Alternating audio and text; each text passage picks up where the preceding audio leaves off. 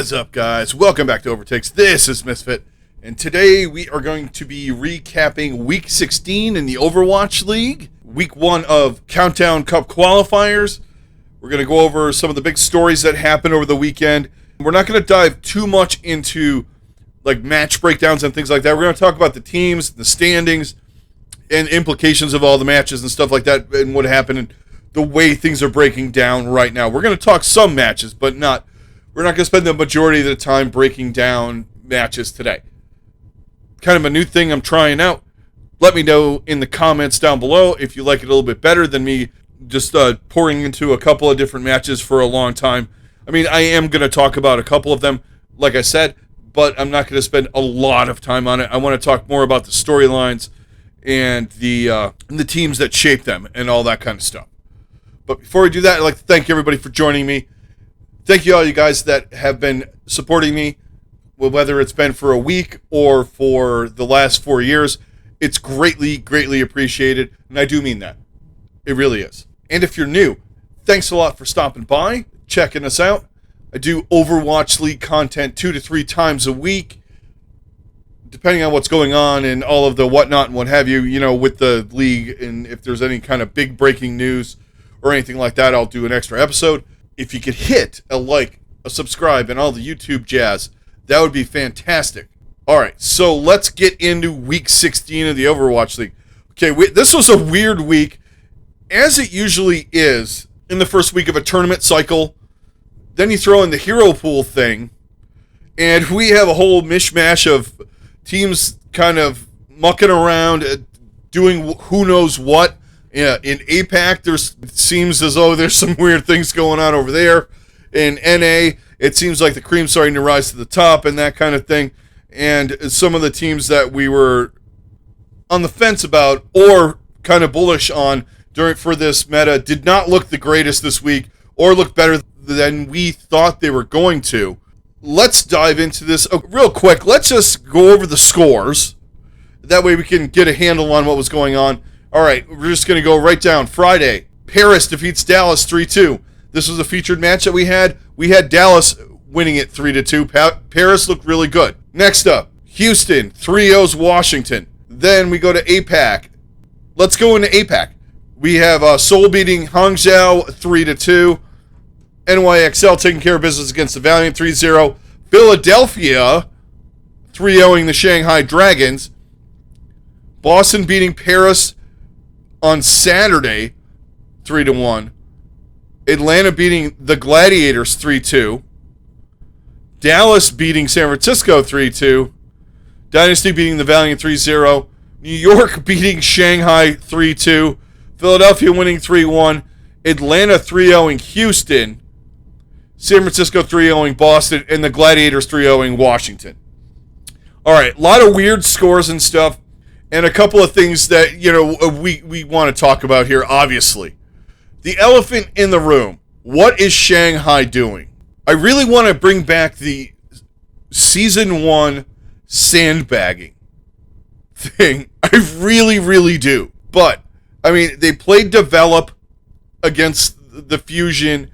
They put some guys in and out here and there. They were running the same kind of things. They were trying different stuff. I also think that they're tired. They've been to every final, and that goes for Dallas too, but Dallas is a different animal. They don't have the luxury of putting in some of these guys that Shanghai can. But I just don't really know what they were doing. It did not feel like they were invested at all against the Fusion. I'm going to be totally honest here. And I'm not taking anything away from the Fusion. The Fusion came in pissed off, and they fucking smashed them. And you could say what you want, and this is how now this goes back to Season 1 with the NYXL. You could say what you want at the beginning, right? You can do they're sandbagging, they're putting in develop, they're doing this, they're doing that, they're feeling metas out, they're dialing it back. Here's the thing. The minute you let your foot off the gas, now they have a wide berth as far as playoffs. They're in. I believe they also have the number 1 seed locked up. But when you let your foot off the gas, that's never a good thing. I've watched it in professional sports my whole life. And in this league, the teams that let their foot off the gas never can put it back on. You never can recapture the focus, the desire, the firepower, whatever you want to call it. Now, I thought they would have come into this and that would have been a little bit on the, on that, we lost to Chengdu and we still have more to prove. Well, not prove, but we have more to do. We want to win this one. And, it's also money and all this stuff. But I get what's going on. I understand that. And to me, it felt like they were not invested at all in this match against Philadelphia. Maybe they're reading so much of their press clippings. They thought that the Chengdu thing was a fluke, that they're this good, all this kind of stuff. They don't seem like that kind of team, but it sure did feel like it when I was watching them play against Philadelphia, because Philadelphia fucking smashed them, like I said. I'm a little concerned about that, but not really. I want to see how their second week goes, because they did go 0-2. They lost to New York, and New York played up to the competition here against them. I am going to say that. But it also felt like that they weren't invested in that match as much. I think towards the end when they were doing the, oh shit, we could go 0-2 here, and they tried to put their foot back on the gas, and it didn't work. Because New York had momentum, they were playing better. New York looks vastly better than they did last stage. They've improved. And it seems to me like communication and things like that. I mean, you had Flora, Guangbun, Flora and Fauna, whatever, Feather, close enough.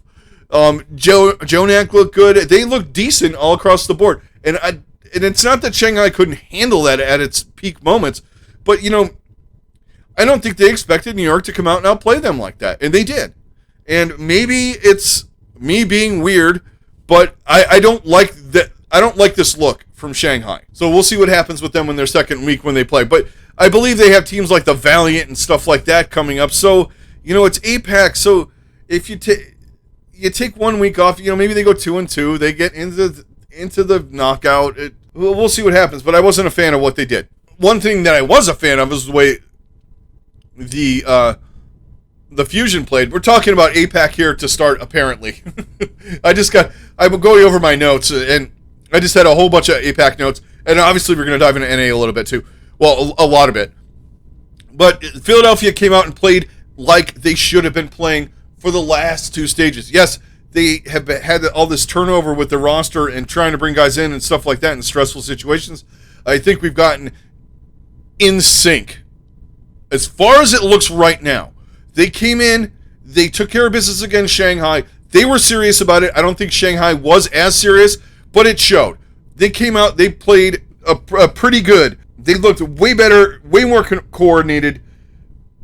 Like I said, they looked like they should have, and they were decisive in what they were doing. Whether it was comp switches, hero switches, call-outs, marks, any of those kind of things, they were on top of it. And you also have guys that could play some of the comfort picks that they like to play. You have Alarm playing the stuff that he wants to play, and if you get him focusing in, nobody's going to die.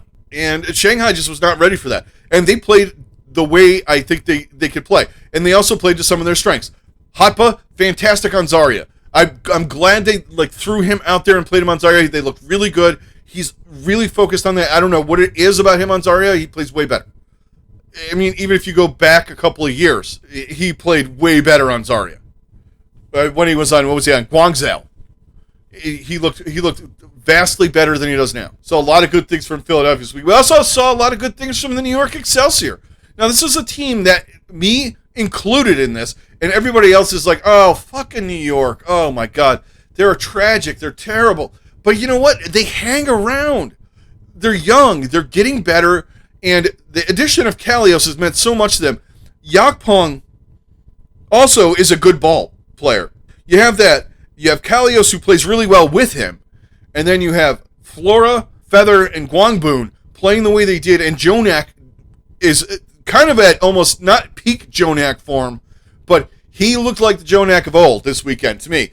I mean, he was just insanely good on Ana and BAP. He played a little bit of Zen. Didn't play as much Zen as I thought he would, but, his Ana was always if you guys go back to Season 1, him and Rujihong were the two best Anas, as far as anyone knew. It's just that the meta that we had in that first season was mostly Zen, and you got Ana spotty here and there on certain maps and what have you and whatnot. There was not a lot of Ana being played. you didn't really get to see as much of it. And, of course, then the next year you had GOAT, so he's playing more Zen again. Because, you have to, the Zen was a mainstay in that composition. So the more I see him have seen him on Ana, I don't think he's the best in the league right now. Because there's been a lot of guys that have come up, but he looks fantastic. And if they can keep this up, they're going to have a shot to make it to the final playoffs. I know that's terrifying to some people. I mean, with Philadelphia playing like they did, it might be a hard ask. And the way Seoul's playing, and Shanghai can do stuff. So, I mean, those three teams there are just, Philadelphia continues on this streak and, playing that solid like they did all weekend long. I think we're going to have, those three teams could possibly be the ones that go. But New York could come in and muck up the works. Now, this weekend coming up, New York has the Fusion, which is going to be massive. This match, obviously, this is going to be APAC-wise for me. This is going to be a featured match. A little preview of what's coming up in the next couple days. Because they have them, and then the Fusion also have the Dynasty. So there's a lot of big matches, and the Dynasty are playing Shanghai as well. So there's a lot of stuff going on as far as the top 3-4 teams, and we're going to see how it shakes down. If New York can nut up and beat Philadelphia, first off, Philadelphia, it's not your year, because you can't beat the New York Excelsior if you lose them. But I will change my attitude about them because I kind of had them in that C tier level, and it was warranted at the time when I did it. Like between the stages, they looked okay. They beat shitty teams, but they consistently are coming up and beating. All right, maybe Shanghai wasn't playing at full throttle. They still beat them though, and I like what I'm seeing out of them. Now, let's talk about NA because there was a lot of weird shit going on there too. Not quite as weird as the Dragons going 0-2, but we had teams come in that we thought were going to do decent enough, and then put a stamp on stuff, especially the 2 Friday matches. Paris put a stamp on how they play. They said, look, we're here, we're ready for this meta, we are going to come at you, we are for real. They beat Dallas 3-2 in a fantastic match. That was one of the best matches that I've watched in a while. It was back and forth, the whole damn match. And you had guys coming up and playing, and Dredro's playing a great brig, and you have Don playing really well. He's been doing the ball all year long. He's ahead of the curve. And you had Fearless playing monkey and a little bit of ball, and he's looking better on the ball as we go. We had a crazy, map on Blizzard World, and it was pretty damn close all the way through. But still, Paris said, hey, look, we're for real. This is not a joke. We're looking really good. Then Houston comes out and absolutely demolishes the Washington Justice. Houston does... I don't know. It's not that Houston was playing bad. Houston just outplayed them, outclassed them in every level. And it's not like Washington has bad players and they're not... They just, at the beginning of a meta, they're just awful. And the thing is, and this is their biggest downfall, it's similar to Seoul, but Seoul has more than one guy. They relied so much on Decay, hard carrying this team. He can only do so much. But they need him to do everything at certain points. Mag was supposed to be really good. Fury was supposed to be really good. And they play decent. But if Decay doesn't hard carry, they don't win a fucking map. And even then, when he hard carries... I mean, there's so many fights in this game and in the game against the Gladiators where he is just doing all the work. There was in the Gladiators match, I will give, Bebe played really well on Zen. He was doing a decent job, but Space was like living rent-free in their fucking backline because, honestly, Decay had to do all of the work. He can only take care of so many players. It's just... And it's one of these things that you fear when you have a guy that good. It's kind of the 80s Bulls mentality, if you guys are basketball fans. They just stood... It's kind of like... It had the vibe of them standing back and watching MJ just go fucking ham. And he did all the work. And if he didn't do enough of all the work, if you know what I mean, then they lost. Even when he did... There was a game in the playoffs where Michael Jordan did some of the similar things that Decay is doing in these matches. He scored 58 points against the Celtics in a playoff game. In meat sports game. Okay. American meat sports, playoff game. And they still lost in overtime. The dude scored 60 points. I think they scored 116. That's the equivalent of getting 5 gold medals and you fucking lose in Overwatch. But yeah, Washington's got a lot of problems. And Mag looks better at times, but he also feeds. Hard feeds at times. Fury is consistent. I will give them that. Fury is the consistent force. And, he did shut down some of the Pharah play that we got a lot of this weekend. I know I dove right into the teams, but we got a lot of different compositions and stuff that were kind of neat to check out. We saw a lot of Pharah, a lot of Ball, of course, but we also saw some Rhine. The legs was all over the place. People locking legs everywhere. I mean, at times, Soldier 76 is good. It's consistent damage. It's good damage output.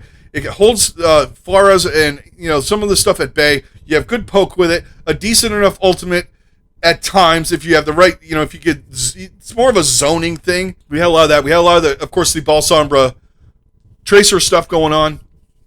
And, that the mainstay that probably in this comp, or in this hero pool, but the next team we're going to talk about proved that you don't have to play that. Atlanta did what Atlanta does. They just changed up components here and there. They practiced what they were doing. I know it was, they probably did before they got in to play Shanghai and stuff like that, but the more repetitions they got and the more stuff they did, and they did run some Ball and some Winston a little bit here and there, and it didn't look terrible, but they even ran Rhine when everyone, including me, said, you can't run Reinhardt, and Gator was just like, oh yeah, watch this, and they did. And a lot of it is the other guys they have on the team.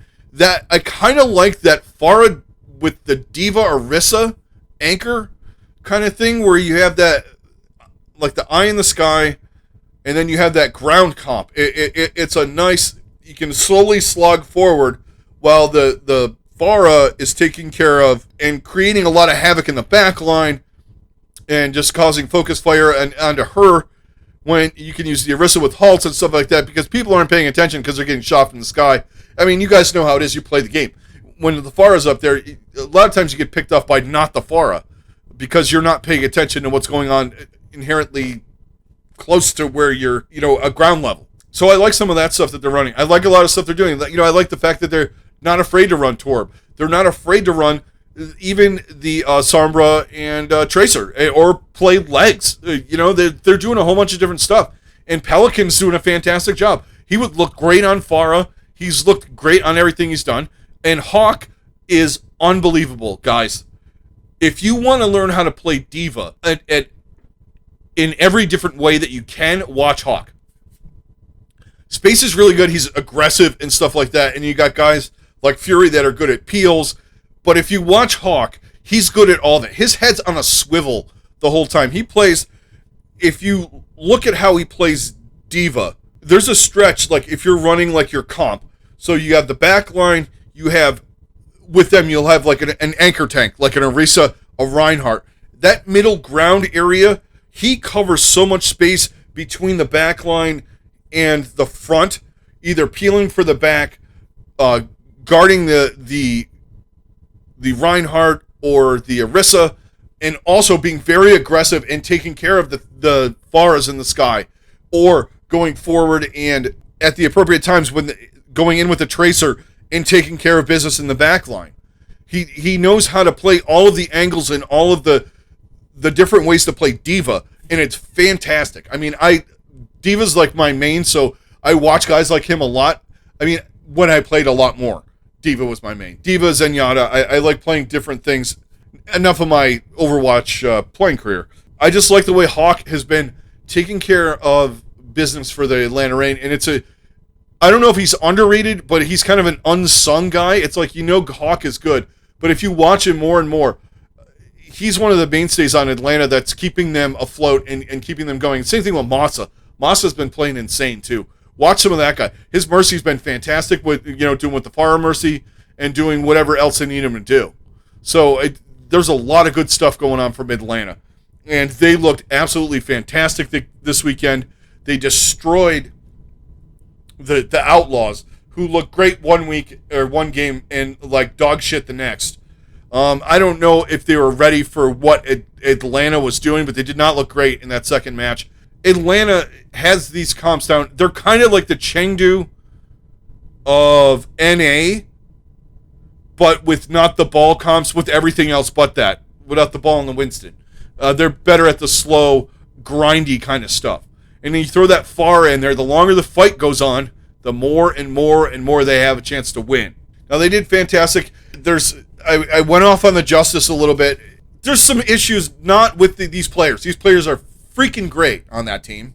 They just need, I don't know if it's direction, the strategies and whatnot. They just don't look as good at certain points. And then by the time they catch up, it's too late. And I have a bad feeling that, depending, I mean, if you guys got to check out the current patch on the experimental card. If that goes live, oh boy, there's going to be some weird shit going on in the league, because, we got to have a playoff patch and fuck everything up.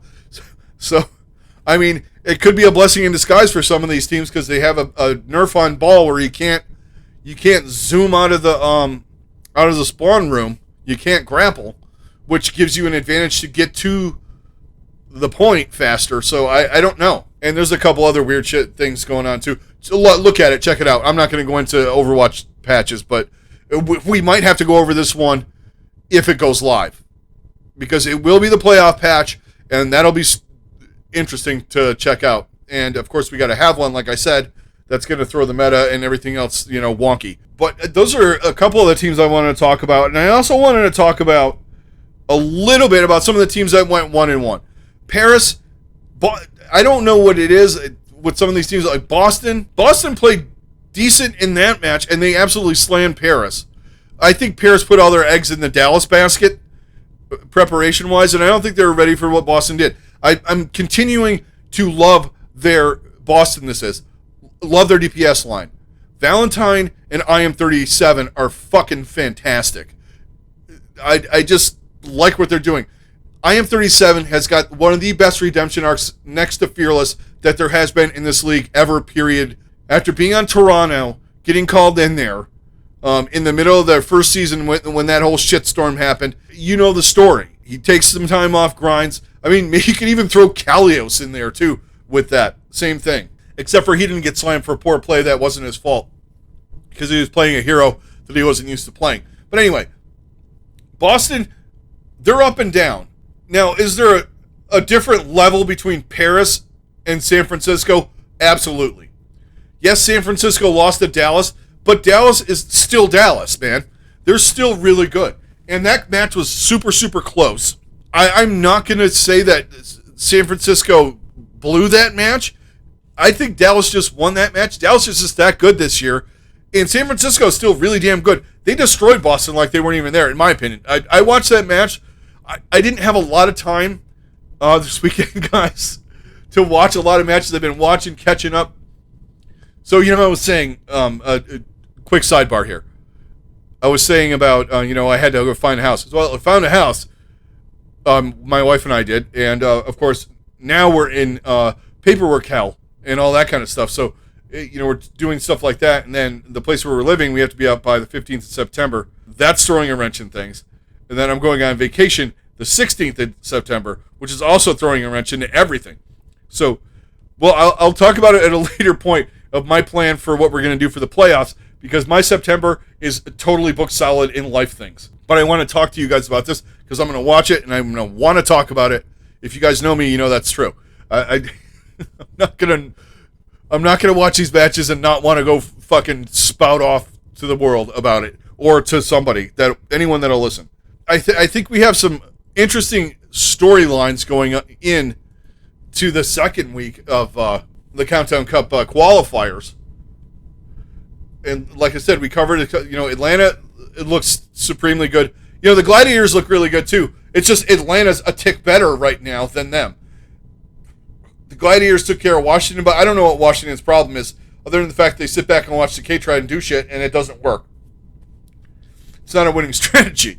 I mean, yeah, sure, everybody's got their carry, but even Seoul, and we talk about this with Seoul all the time, it's the Prophet and Fitz show. It's two guys, so at least you have a chance of one of them going off. If Decay doesn't go off and he gets hard focused, they're done. But yeah, there was a lot of great storylines going into the week. There's more good matches than I thought there were going to be this weekend, actually, and some of it was surprise matches, like watching the Shanghai match was kind of cool. I thought it was great.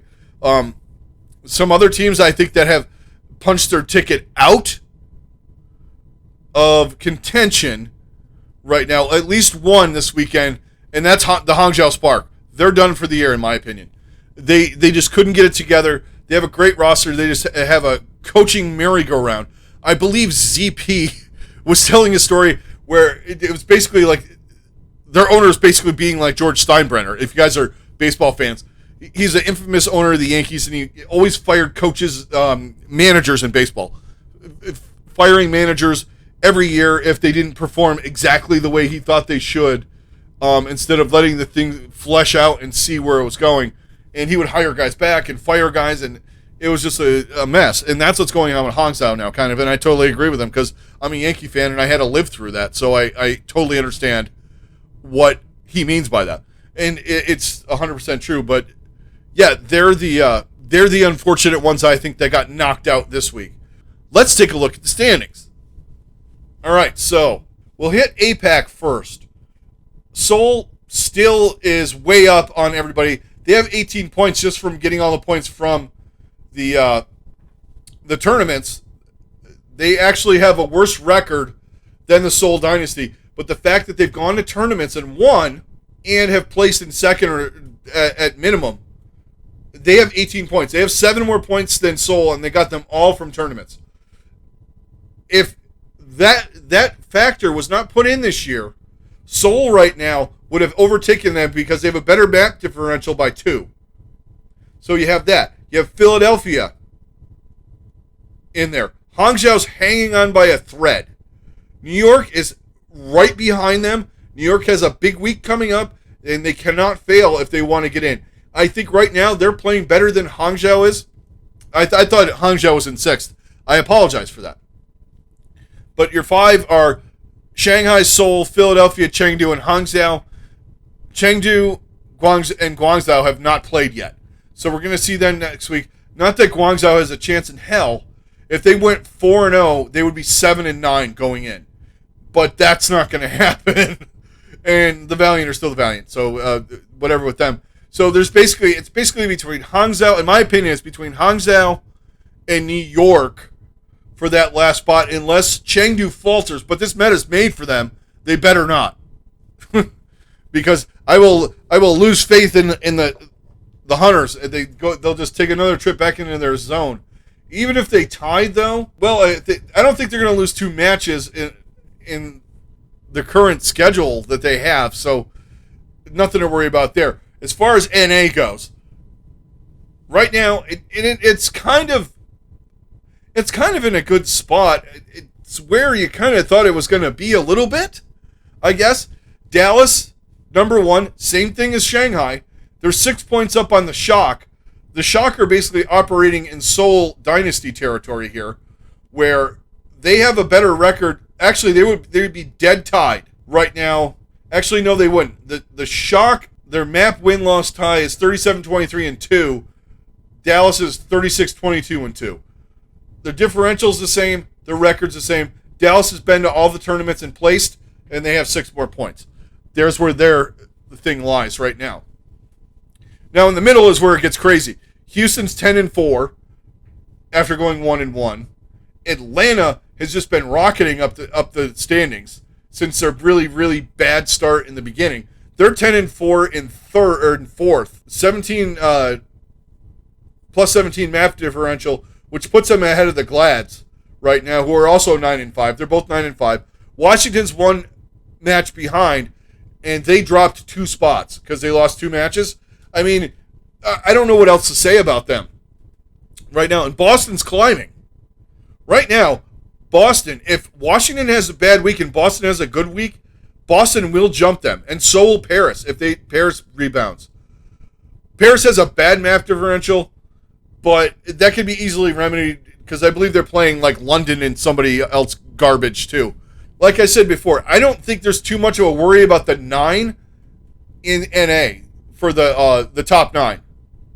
I don't think the Mayhem are going to make a rebound and come back. A lot of people are kind of saying they think they're going to. I don't know, though. Paris, the final week of the season, have Toronto and London. 2 winnable games for them. 2 very important games for them. But depending on that, they could move up. So I think we're getting a solid representation of what we're going to be looking at in the playoffs as far as NA and APAC. There are the teams on the bubble in NA. Florida is 2 off the bottom, which is Toronto. They very well could surpass Toronto, but that would mean that they would have to beat. They haven't played yet. They would have to beat next week. They would have to beat Boston and Atlanta, and then the following week Houston and the Gladiators.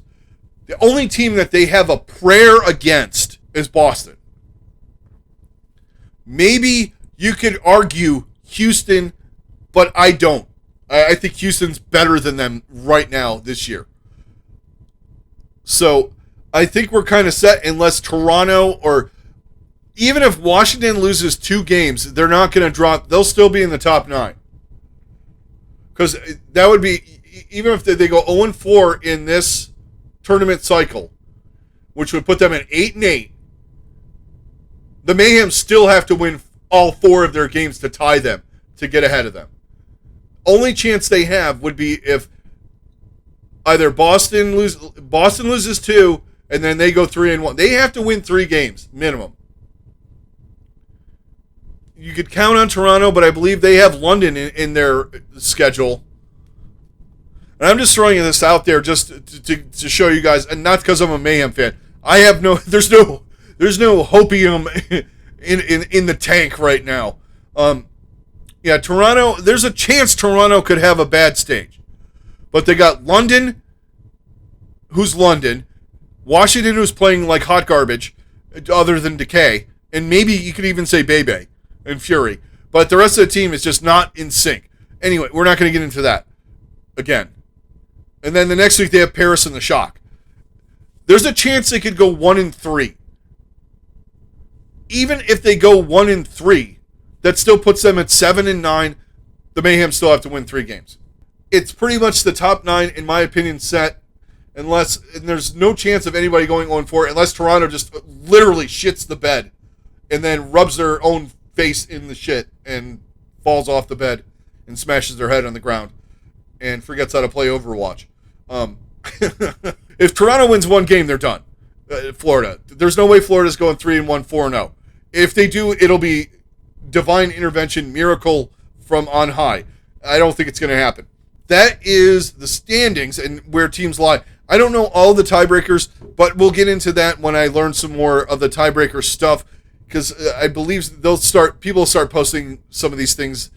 You know, if X beats Y and Y gets 2 maps and Z does this, and you know the whole thing. That is going to do it for this one, guys. Thank you very much for joining me. All your support's greatly, greatly appreciated. And we're going to have obviously we're going to do the preview episode coming up. We're going to talk about things. We're going to talk about how shitty my picks were. I had a bad week, guys. Obviously I'm not going to go over it. I didn't have a terrible week, but NA kind of fucked me up. And the Dragons losing twice. I kind of consider, my record is pretty decent at picking, but I stand by my normal APAC. I can get 2 wins a week from Shanghai and 2 wins from picking against the Valiant. So that's usually, in Magic weeks, that's 4 wins. So I'm doing a decent job, and some of these teams in the middle are really screwing with me right now. And the first week, I always have a bad first week of a hero pool week, even going back to last year. Because you're just throwing shit up against the wall and hoping it sticks. Like, I didn't expect the Justice to play terrible, all kinds of stuff like that. Houston or whatever happened with some of these matches. All right, guys. This is Misfit. I'm out. Everybody stay safe, have a good rest of your day, and I'll talk to you on the next one.